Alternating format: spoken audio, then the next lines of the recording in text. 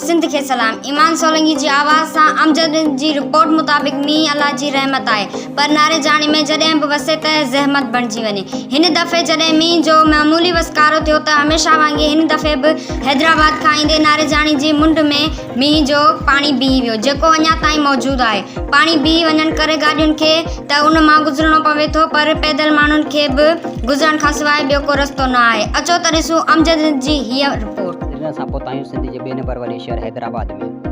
हैदराबाद जे लॻभॻि 2-3 किलोमीटर आहे नंढो शहर नारेजानी जे मेन रोड जी तव्हां हालत ॾिसी सघो था। हीअ नारेजानी शहर में दाख़िल थियण जो मेन रोड आहे। तव्हां हीअ हालत ॾिसी सघो था हुनजी। अचो त इन बाबति ॻोठण सां ॻाल्हि ॿोल कयूं त संदि छा चवणु आहे। खॾे जी तमामु पाणी जी तकलीफ़ आहे, असां महिरबानी करे हीअ पाणी असां कढाए ॾियो या खॾो भराए ॾियो। जो अहिड़े नमूने असां ॻोठ वारनि सभिनी खे तकलीफ़ ॾिया, हिकिड़ी असां मेंगवारनि खे कोन्हे, सॼी ॻोठ पूरी दुनिया खे हितां जी तकलीफ़ आहे। महिरबानी करे असांखे नुमाइंदा जेके बि आहे असांखे खॾो भराए ॾियो। जो निकाल असांजे पाणी कंहिं न कंहिं पासे थिए, मसइलो कोन्हे। सालनि खां वठी कमु हले पियो, जंहिंखे चऊं था जेको बसि रुॻो हिकिड़ी ॿी ॿुधायो असांजो वापसि हलियो थो वञे।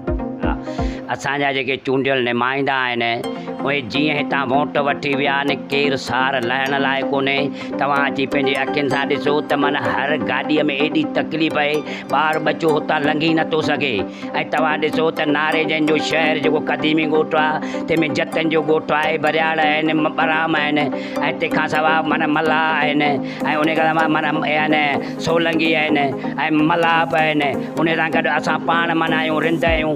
ॾिसो त तव्हां त अहिड़ी हालत लॻी पई आहे, असां त डाउन करे करे माना थकी पिया आहियूं। जीअं बरसाति पई आहे, चूंडियल नुमाइंदा त सुता पिया। ख़राब थी वञनि, जेकॾहिं सीएन जी रशकार आहिनि उहे बि परेशान ॾाढा था थियनि। जेकॾहिं मोटरसाइकिल ते फैमिली वञे थी पोइ बि ॾाढी परेशान थी थिए। सॼा गाॾियूं ख़राब थी वञनि ऐं गस ते गाॾी पाणी में बंदि थी वञे हली। ऐं उन बराए महिरबानी हीअ असांखे जेको आहे सिंध हुकूमत खां अपील आहे जेको आहे हीअ असांखे रोड ठहिराए ॾिनो वञे।